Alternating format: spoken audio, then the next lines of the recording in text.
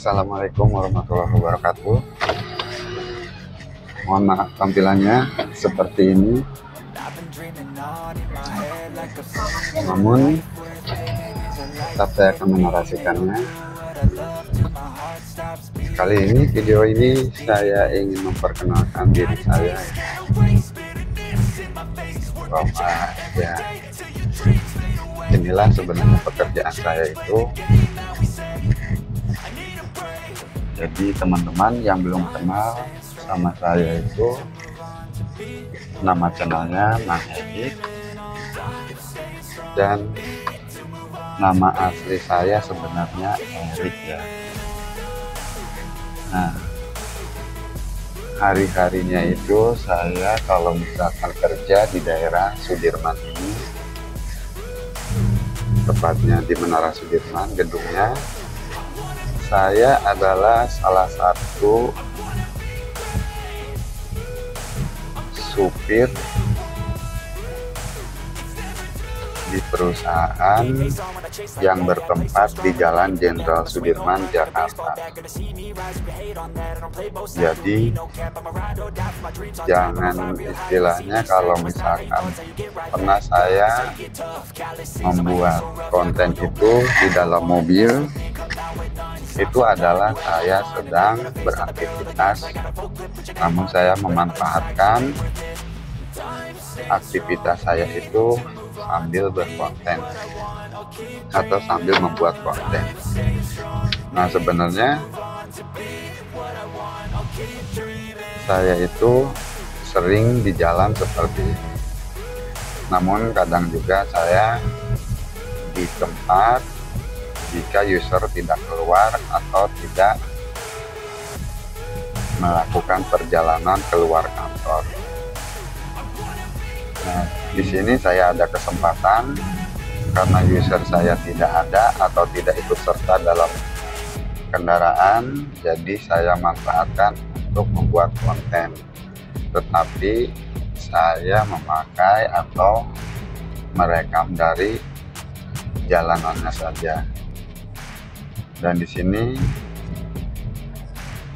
tetap saya ingin sedikit memberikan pengalaman tentang mengembangkan channel atau tentang saya awal membuat channel itu bagaimana bisa sampai sekarang ini.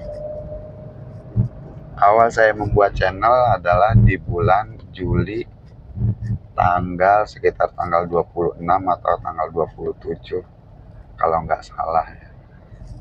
Karena di deskripsi itu ada tanggal pembuatan channelnya juga, dan di situ juga saya aktif 3 hari kemudian atau 4 hari kemudian untuk merekam video atau membuat video hingga sekarang. Setiap harinya saya itu tidak membuat video, tetapi saya berusaha untuk 1 minggu itu melakukan upload video 2 kali dalam 1 minggu. Itu mau 3 hari sekali ataupun 2 hari sekali. Yang saya lakukan sampai sekarang ini 1 minggu itu pasti 2 kali.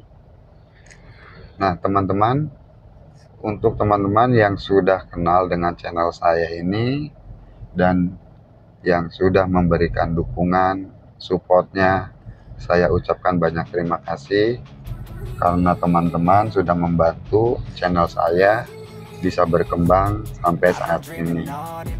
Walaupun channel saya ini sampai sekarang masih dibilang lambat untuk berkembangnya, tetapi kalau misalkan tidak dibantu oleh teman-teman pemula juga, mungkin bisa lebih lambat lagi. Karena itu saya berterima kasih kepada teman-teman, dan semoga channelnya teman-teman itu bisa lebih berkembang dan bisa lebih sukses dari channel saya ini. Di kesempatan ini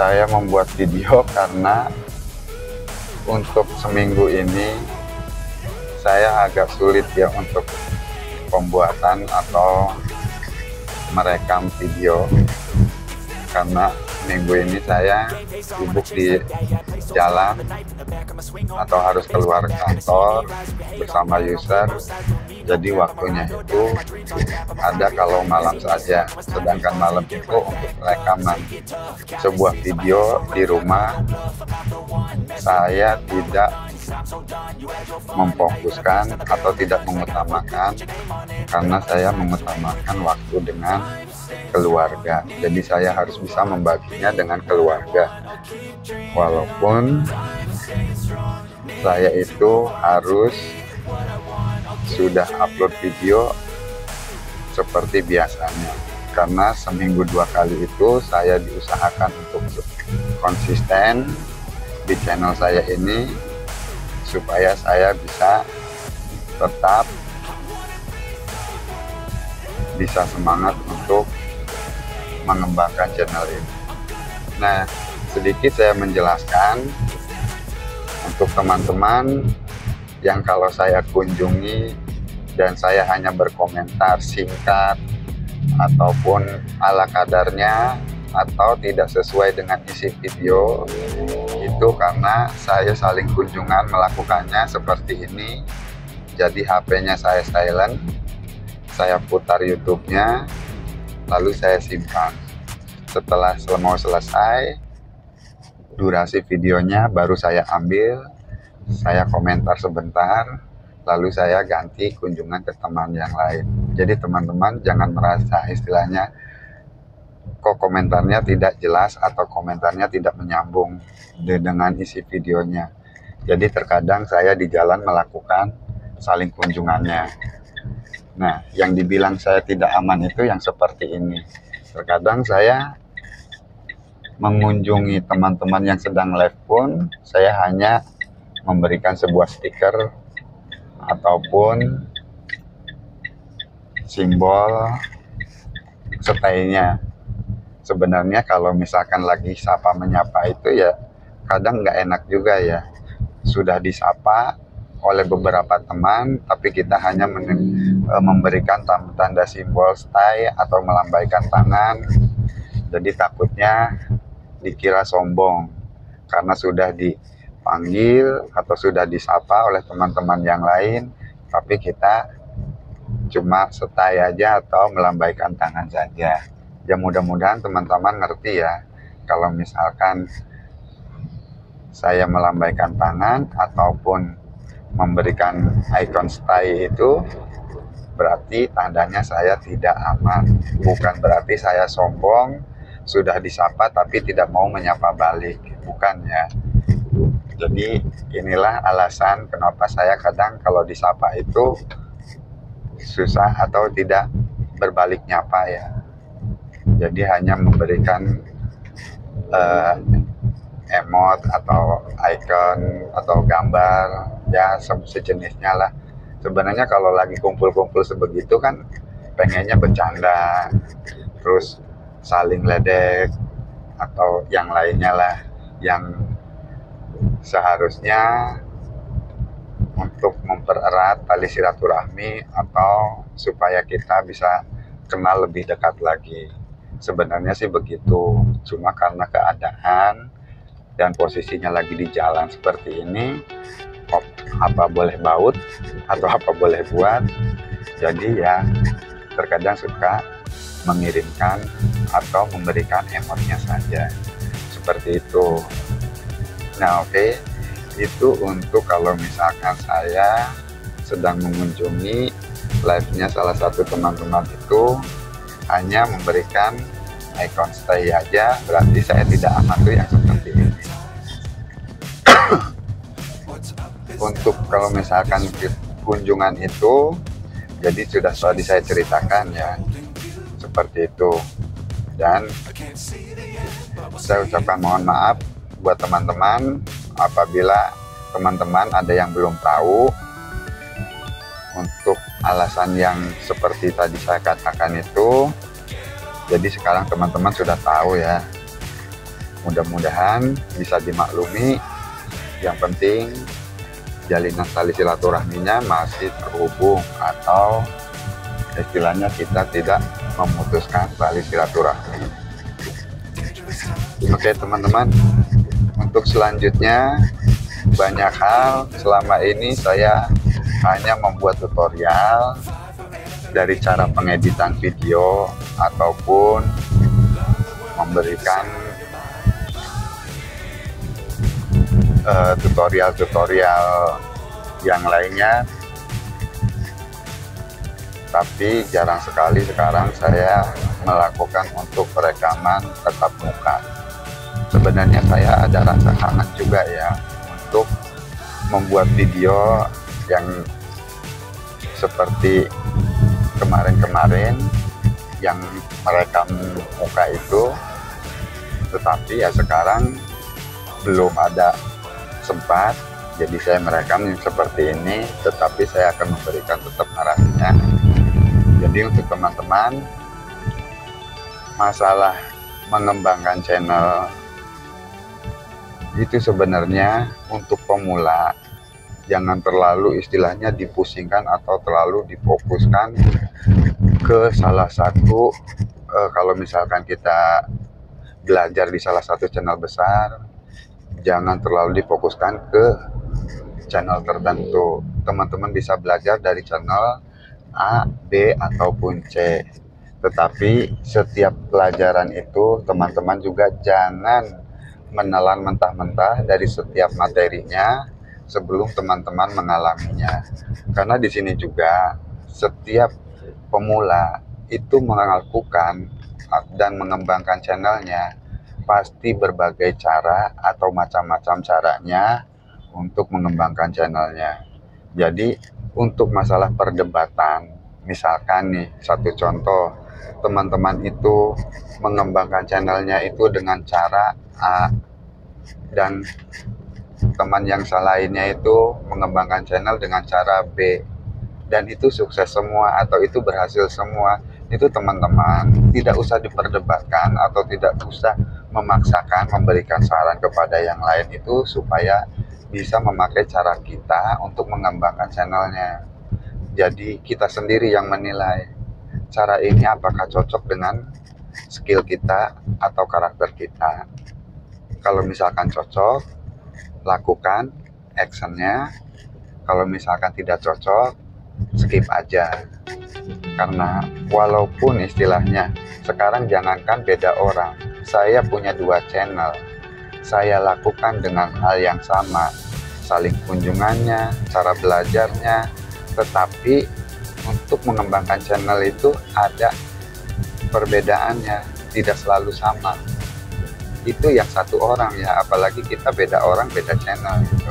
Sudah pasti yang namanya beda cara itu akan ada. Di sini teman-teman pintar-pintar saja untuk memilih cara yang seperti apa untuk teman-teman dipraktekkan kepada channelnya atau dipraktekkan untuk mengembangkan channelnya. Sekarang kita kalau mau mengembangkan channel, jangan terlalu banyak untuk mengambil materi atau mencari ilmu materinya dari setiap channel-channel yang lain. Boleh teman-teman mencari ilmu di setiap channel besar, tetapi jangan terlalu lama atau jangan terlalu sering sebelum dipraktekkan. Artinya kalau misalkan teman-teman sekarang nonton di video saya ini, di sini ada pembelajarannya untuk kita mengembangkan channel. Teman-teman itu kalau bisa itu dipraktekkan dulu, kalau seandainya itu cocok ya, kalau nggak cocok skip aja. Kalau misalkan cocok dipraktekkan, lalu belajar lagi di yang lain. atau ada pilihan teman-teman ya istilahnya 2 atau 3 channel teman-teman belajar di channel tersebut. Jadi teman-teman bisa ada perbandingan atau ada pilihan untuk cara mengembangkan channelnya. Lalu teman-teman bisa praktekkan cocok atau tidaknya dengan pembelajaran di channel ini atau di channel A, terus bandingkan dengan channel B dan channel C. Jadi saya juga pernah, soalnya saya pernah ngalamin yang namanya, ya bukannya istilahnya saya ini ya, apa namanya, jadi ingin belajar, ingin cepat mengembangkan channelnya, jadi saya belajar di channel A, channel B, channel C, terus saya sampai setiap channel besar yang berhubungan dengan mengembangkan channel itu saya tonton semua.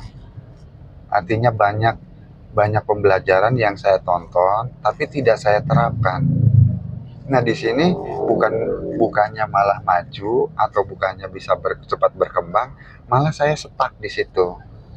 Karena otak saya itu akan bingung memilih ilmu yang mana atau cara yang mana yang harus didahulukan. Misalkan saya sekarang untuk masalah cara upload video ini hanya contoh ya. Saya tahu cara upload teori, cara upload video. Nah, saya tidak kembangkan atau saya tidak dipraktekkan langsung. Sebenarnya saya sudah paham, tapi saya tidak praktekkan langsung. Nah, setelah itu saya menonton channel besar yang cara mengembangkan channel itu bukan dengan upload video caranya. Nah, di situ ada kebimbangan karena saya tidak mengalaminya atau tidak mempraktekannya, akhirnya saya tidak mengalami benar atau tidaknya cara ini untuk channel saya. Karena setiap pembelajaran itu kita sebagai pemula pasti nyari-nyari ilmu itu yang sekiranya cocok dengan karakter kita sendiri. Kalau misalkan ilmu itu tidak cocok dengan karakter kita sendiri, ya kita bakal nggak ini ya, apa namanya, nggak enak gitu kalau misalkan mau ngembanginnya gitu, mau memakai caranya, terus bingung juga prakteknya mulai dari mana gitu, kalau tidak sesuai dengan karakter kita caranya ya. Jadi di sini teman-teman, kalau seandainya belajar di channel tutorial atau belajar di channel besar, itu mau yang satu tema ataupun yang tidak satu tema, sekiranya itu teman-teman pas dengan karakter kita praktekkan saja dulu. Karena kalau misalkan kita sebelum kita ngalamin, jangankan channel saya, channel besar pun, kalau misalkan kita belum pernah ngalaminya, kita akan ngerasa yang namanya nggak percaya. Jadi kepercayaan itu akan kita dapatkan setelah kita mengalaminya. Satu contoh begini, misalkan kata saya itu, cara upload video yang bagus itu seperti ini. Saya jelaskan bla bla bla bla bla. Nah, teman-teman kan tidak langsung percaya. Karena caranya itu ada yang istilahnya serak dengan karakternya, ada juga yang tidak serak dengan karakternya. Jadi untuk yang serak aja, misalkan dilakukan atau dipraktekkan, itu tidak langsung percaya karena belum mendapatkan hasil dari cara yang saya bahas atau yang saya berikan. Nah, di saat kepercayaan itu ada, nanti kalau seandainya teman-teman sudah mempraktekkan misalkan cara upload video yang saya pernah bahas, itu teman-teman baru bisa akan percaya pada channel saya. Tetapi kalau misalkan teman-teman belum pernah mengalaminya dan tidak terjadi sesuai dengan yang saya bahas, itu teman-teman bakal seterusnya itu tidak akan percaya pada channel saya. Begitu.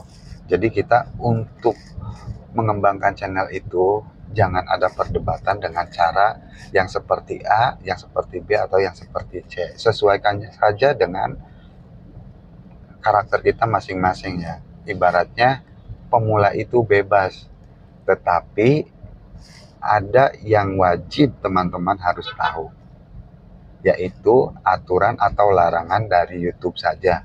Misalkan dari hak cipta dan dari copyright. Nah, itu teman-teman yang harus dihindari cuma itu aja. Untuk yang lainnya bebas, untuk pemula itu bebas. Masalah upload video mau barbar bebas. Masalah saling kunjung mau barbar masih bebas. Karena di sini saya juga memperhatikan ada dari teman-teman kita atau saya pun pernah mengalami. Kalau misalkan kita memahami spam, kita melakukan sub di waktu yang sama, di hari yang sama, katanya spam. Tapi di sini ada juga teman-teman yang pernah melakukan ini, walaupun spam, kalau kita tahu caranya, itu subscribe-nya akan nempel. Padahal udah dibilang spam ya. Nah, ini saya pernah alami, jadi kejadiannya seperti ini. Saya sub karena takut dibilang tidak amanah. Lawan kunjung saya itu subscribe saat ini. Lalu saya itu takut lupa karena nantinya takut dibilang nggak amanah ya. Yang udah saya udah lakukan kayak begitu. Dan untuk teman-teman yang merasa sudah subscribe dan tidak disubscribe balik oleh saya karena lupa atau karena sudah ketimpah notifikasinya atau sudah ketimpah jauh, saya mohon maaf dan beritahu saja di sini ya. Oke, kita lanjut. Nah, jadi kalau misalkan kita subscribe di waktu yang sama, di hari yang sama, katanya kan spam ya. Itu sebenarnya tergantung dari perilaku kita setiap harinya melakukan saling kunjung. Karena spam itu bukan hanya subscribe ya. Bukan hanya video, bahkan bukan hanya video yang di-upload satu hari itu beberapa kali lalu jadi spam. Karena komentar pun itu bisa terdeteksi spam semuanya ya. Jadi spam itu artinya apa yang dilakukan oleh kita atau perilaku kita sehari-hari yang tidak semestinya dilakukan oleh orang itu adalah spam. Jadi spam itu terdeteksi kalau yang memainkan channel kita itu adalah robot. Jadi terdeteksi oleh sistem YouTube itu spam. Oleh karena itu YouTube bisanya memberikan spam kepada kita itu atau mendeteksi channel kita spam itu karena channel kita itu perilakunya seperti robot ya, bukan seperti dimainkan oleh manusia. Artinya kalau misalkan kita biasanya si pemilik channel melakukan saling kunjung satu hari itu maksimal bisa 10 atau maksimal 20. Nah, di situ kita bisa melakukan 50 sampai lebih ya, lebih dari itu. Nah, itu YouTube juga akan mendeteksi bahwa jadi dia akan, kalau misalkan YouTube itu orang, dia akan berpikir bahwa ini tuh bukan orang, ini tuh bukan kebiasaan orang, bukan perilaku orang, ini pasti robot gitu. Nah, makanya kita itu terdeteksi spam seperti itu. Jadi perilaku kita yang istilahnya tidak wajar atau di luar perilaku orang itu akan terdeteksi spam. Nah, itu untuk masalah pemahaman spam. Nah, di sini kita melakukan itu sub supaya subscribe-nya itu nempel. Bisa dilakukan hari itu juga atau saat itu juga kita sama-sama sub. Nah, untuk kelanjutannya itu loncengnya tetap diaktifkan ya. Untuk pertama, karena kita kan tidak mungkin melakukan satu kali kunjungan dari satu lawan kunjungan itu kita nonton 3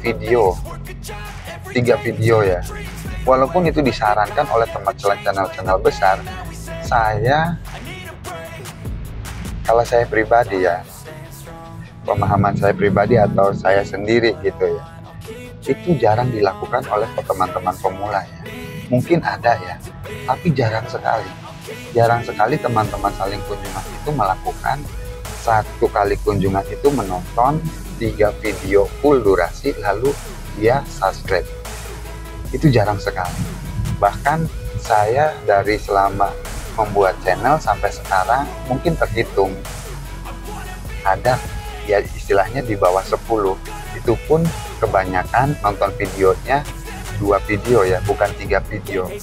Kalau masalah full durasi ya wallahu alam, saya pun tidak melihat ya. Mudah-mudahan aja full durasi ya. Kita sih berharap seperti itu. Nah jadi saya juga bisanya ngomong seperti ini karena saya pernah merhatikan teman-teman yang istilahnya di YouTube itu dia memberitahukan untuk melakukan sub itu atau melakukan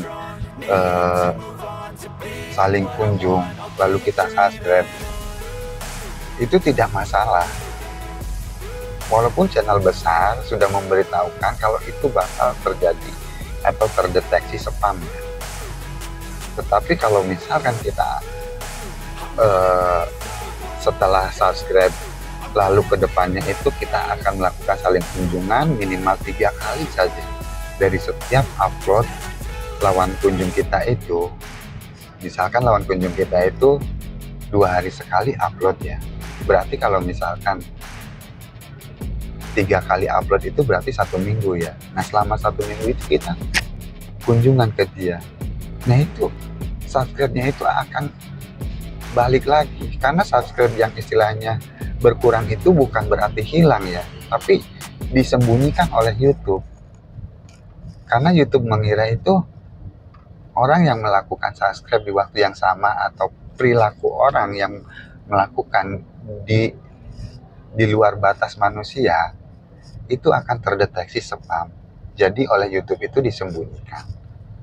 Ada tutorialnya, saya juga pernah nonton tutorial sebuah channel itu, dia bisa melihat subscriber yang tersembunyi atau yang disembunyikan oleh YouTube. Ada. Itu malah terjadi di channel besar yang sudah dipastikan channel itu tidak melakukan sub for sub atau tidak melakukan saling kunjung. Karena dia sendiri yang ngomong kalau dia tidak melakukan saling kunjung. Pertama karena channelnya sudah besar. Kedua karena subscribernya semuanya aktif ya. Jadi dia upload video, lalu 1 hari itu penontonnya sudah ribuan, bahkan sudah ya istilahnya ada yang 10.000 untuk beberapa hari. Jadi bisa dilihat subscribernya aktif ya, ada. Dia nggak melakukan saling kunjung, tapi tetap. Jadi spam itu bukan berarti dari lawan saling kunjungnya saja ya. Misalkan saya saling kunjung dengan kalian, saya mengunjungi kalian lalu subscribe. Nah jam 5 sore itu subscribe kalian tuh berkurang. Itu kalau menurut teman-teman yang spam itu, yang terdeteksi spam itu kalian atau saya ya. Jadi spam itu ya istilahnya menurut saya YouTube itu misteri ya. Dia itu sistem, bukan orang. Jadi semua yang ditangkap oleh YouTube itu terkadang ya istilahnya membingungkan ya. Setiap orang tuh kalau misalkan menilai YouTube itu tidak ada yang sama persis atau tidak ada yang tepat. Misalkan kata teman-teman yang sudah berpengalaman atau channel besar, YouTube itu sistem yang seperti ini, terus dia bisa mendeteksi spam yang seperti ini. Itu tidak bisa dipastikan mutlak ya seperti itu 100%. Karena buktinya sebuah channel besar saja yang istilahnya dia udah menggeluti YouTube bertahun-tahun, dia juga tetap ada subscriber spamnya, yang artinya subscriber yang disembunyikan ya. Jadi sistem itu atau YouTube itu memang misteri ya. Pintar-pintar kita saja untuk melakukan atau mengembangkan channel kita. Jangan ada patokan ke salah satu orang kalau misalkan harus seperti ini atau harus seperti itu. Teman-teman utamakan untuk percaya diri sendiri ya. Dan kalau misalkan teman-teman mengembangkan channel, kalau pengen channelnya cepat berkembang, teman-teman itu harus fokuskan dari subscriber atau dari jam tayangnya dulu. Kalau misalkan teman-teman pengen dua-duanya, pengen stabil, subscribernya pengen bertambah, jam tayangnya juga pengen bertambah, ya teman-teman harus konsisten upload videonya. Konsisten upload video itu teman-teman jangan terlalu lama jaraknya, misalkan 2 hari sekali atau 3 hari sekali. Itu pun diimbangi dengan saling kunjung dulu kalau channelnya masih benar-benar dari awal ya. Kecuali teman-teman itu mulai dari sekarang yang channelnya sudah monet, itu teman-teman tinggal melanjutkan saja. Kalau misalkan channelnya masih awal atau masih dari nol, itu lakukan saling kunjung dulu. Tapi untuk upload video itu teman-teman tetap konsisten. Jangan istilahnya sekarang teman-teman upload, lalu 1 minggu kemudian teman-teman itu baru upload. Nah setelah itu teman-teman 1 bulan kemudian upload lagi. Nah itu akan lama untuk mendapatkan jam tayangnya, akan lama juga untuk menambah subscribernya. Itu jelas pasti akan lama. Karena di sini setiap kali kita upload pasti ada teman baru, lawan kunjung kita ya, atau kawan baru. Yang istilahnya apabila kita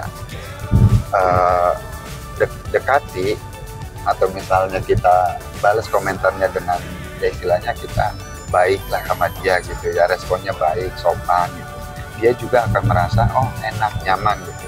Lalu dia itu kalau awalnya tidak subscribe ke kita, dia yang kedua kalinya bahkan subscribe ke channel kita dari setiap upload video. Tapi kalau teman-temannya jarang upload video, ya gimana mau subscribernya bertambah, bahkan jam tayangnya pun berkurang. Nah di sini karena durasinya masih jauh atau masih banyak, di sini teman-teman juga ya saya ingin membahas masalah untuk apa ya tadi itu saya lupa ya mau